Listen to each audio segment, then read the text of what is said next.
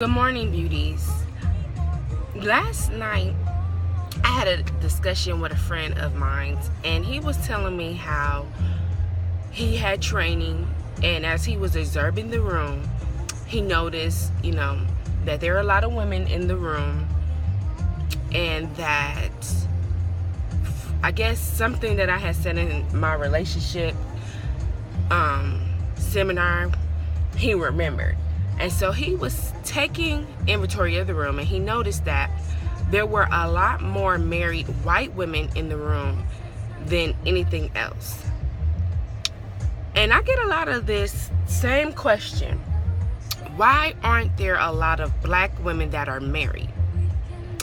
And so as he was sitting there telling me about, the inventory of women that's in the room and how many he seen had wedding bands on and how many he didn't see, I don't really know how we got in this conversation, but he proceeded to say that he felt the reason why there were more married white women than black women was that a lot of times that, I guess one of the white women in the class was like, the reason why she had moved up from South Carolina to North Carolina was that her boyfriend was here and that she wanted to be closer to her boyfriend. So his comment, my friend, was that a lot of times, I guess he felt like white women were more accommodating in the relationships with their boyfriends, and that could be a reason why they got married faster than black women. And it kind of made me feel a certain way, because it's like, wow, I don't think we should put a race on marriage. But then if you think about it, I don't want to go through all the history of both of them, but if we're gonna go there, I'll give you a little bit, because this is a heavy subject for a morning. When you think about the Hispanic culture, their culture is driven around family. You see them, they're always together. They go to the grocery store together. The dad, he's in the car driving them, and it could be because the mom may not know how to drive, but they're together. And I'm not saying that they have a perfect marriage or anything, but majority of the time they're together unless the spouse has passed away or they got a divorce. And then you see the black families, or the lack of black families. And majority, our example of a black family is a single parent, is a single mother. Dad may be in and out the picture, but majority of the time the stable fixture in the family is either grandma raising the kids or mom raising kids. And dad is just, not in the picture, not spoken about. Or if he is in the picture, this is what is portrayed to us off of TV, that we don't have, as African Americans, have stable homes. And then, you have white families. You have the American dream, the white picket fence, the mom and the dad and the siblings and the grandparents. When you see the pictures, this is what is portrayed to you. But they have their struggles too, which is not talked about, is, how they get pregnant at a young age. Yeah, they may get married at a young age, but they don't stay, not necessarily all of them stay together, So then you have a bunch of people who are looking at examples that don't represent them. So we're in the conversation, we're talking about the conversation, and the next thing he brings up is that he feels the reason why black women aren't married or get married as much is because they don't know how to be submissive, or because of the stigma of the angry black woman. And I was like, wow, I'm a black woman that's married, and I have to deal with that stigma of the angry black woman. And I'm not, because I have a frown on my face doesn't mean I'm angry. It means it could be something stank. And I'm like, what is that stench? That don't mean I'm angry. I'm angry at that smell, but I ain't angry at nobody, So, it's just, We could go all day back and forth of all the different reasons on why we have the stereotype of the angry black woman. I mean, you don't never hear angry white woman. You hear spicy Latina woman. But when it gets to the black woman, and even me just right there, when you get to the black woman, yeah, when you get to the black woman, it's just like, oh, nobody wants to deal with that. And I don't think it is that. I mean, I know, I have a handful of friends that are married, that are black. I have a handful of friends that are not married, that are black. And I have a handful of white friends that are married, a handful of white friends that aren't married. Same thing with my Hispanic friends. You know, I think what it is it's not that we don't want to get married. And I don't think that it's that because of our attitudes. I think a lot of times that different situations have gone down that have left people bitter. And then my friend was like, well, fear conquers love. You know, these women, they, you know, just like the one woman, she gave up the fear of leaving South Carolina to move to North Carolina to be with her boyfriend. And I said, see right there, you know, a lot of women, they'll stay in relationships for 6, 7, 8 years, holding on to the dream that this guy that they have been making a life with, buying homes with, buying cars with, having children with, is going to one day be like, you know what, after you did all of this, I'm gonna marry you. It comes down to the individual and what they want. You know, sometimes people try to say, oh, black woman is demanding. It's not that she's demanding. It's that she's been through so much already, like a lot of women have been, that she's more vocal in what she don't want and what she's not going to tolerate. There are a lot of women, regardless of their race, that are very vocal on what they want and what they don't want because of experiences that they have went through. I don't think that marriage has blinders on, or marriage has, oh yeah, this race right here, yeah, because you black, you getting married, or you not getting married.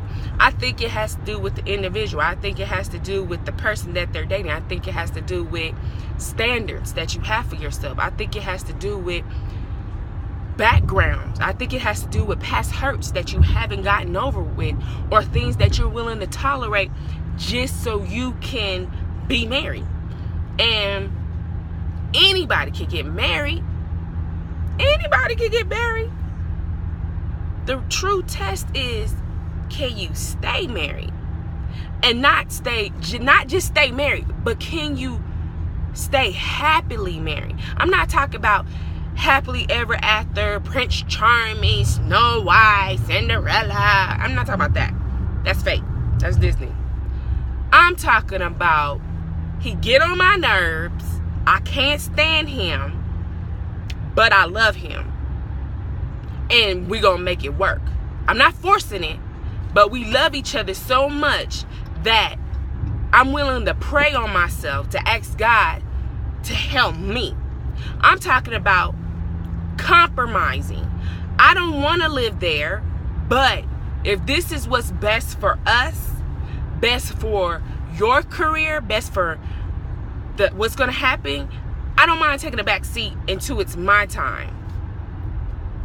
You know, I'm talking about that kind of love. I'm not talking about, oh, well, let's just stay together for the children. Please. I'm pretty sure the children rather not see you fuss and fight like a dog, or see you call their daddy an idiot, or see you call their mama fat. Because all you doing, like I stated earlier, are raising little hurt people that are raised by big hurt people. You know, so if that's your reason and motivation for staying with your spouse or staying with your boyfriend or your girlfriend for the children, stop. Stop it right now. I'd rather you get on your knees, pray to God, and ask him, if this person, before you get married, if this person is the one that you have created for me, the one that you have made in your own image for me, then I ask that you work it out, God, because I'm releasing this person to you. But if this person is not the person you have created for me, and this person belongs to someone else that you have made for them, then I'm asking you, Lord, to release them from me. I'm asking you to move them from me. I'm asking you to allow them to find the person that you have created for them, and allow the person that you have created for me to find me. I'm asking that I am able to be patient. I'm asking that the love that I have for this person, that I will be able to love them enough to allow them to go and be with the person you have made them to be with. So I don't think marriage, like I said before, marriage is not, oh, white women get more married than black women don't get married. I don't think that's it. I think that, you know, sometimes cultural things, whatever. I'm married. I'm not an angry black woman, but I also had prayed to God, and that also was one of my desires of my heart, to be married. You know, marriage is not for everybody. That's what they say. Marriage is not for everybody. It can be for everybody. So stop saying it's not for everybody. Everybody doesn't get married.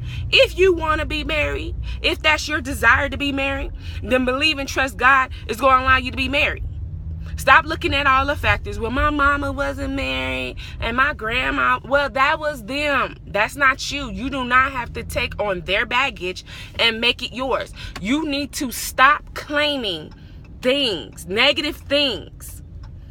The word of God says the power of life and death is in the tongue. And if you're going to continue to profess negative things in your life, then you're going to continue to get negative things in your life. So you're going to continue to say, I'm never going to get married. Then guess what, sweetheart? You're never going to get married. If you're going to say, I'm never going to have kids, God, why not me? Then guess what? You're not going to have kids. If you don't want to have kids, that's a difference. If you don't want to get married, that's a difference. But for those of you that want these things, that want to get married, that want to be debt free, that want to be healed, that want to be set free, you have to live the lifestyle. You have to start proclaiming these things in your life, even if they're not there. Even if people look at you like you crazy. Even if people think that, what's wrong with you? What's wrong with me is I'm about to get married. What's wrong with me is I'm claiming it. What's wrong with me? I'm claiming my victory. What's wrong with me? I'm about to be debt free. I didn't went to school. I got my education. I'm going to be debt free. Why? Because God said in his word that I can declare anything by faith. By faith. So I'm sorry that I'm coming all like this. And that's not the angry black woman. But I just get so passionate about the things that God can do for us as his people. We are his children. Just like a parent that wants to take care of their children and make sure that they have the things that they need and the things that they want their children to have and the things that their children want them to have. That's called good parenting. God is a good parent. God goes beyond because he gives us mercy and everlasting life. Because it gives us the desires of our heart. So, sweetheart, if it is your desire to be married, claim it. You guys have a great day now.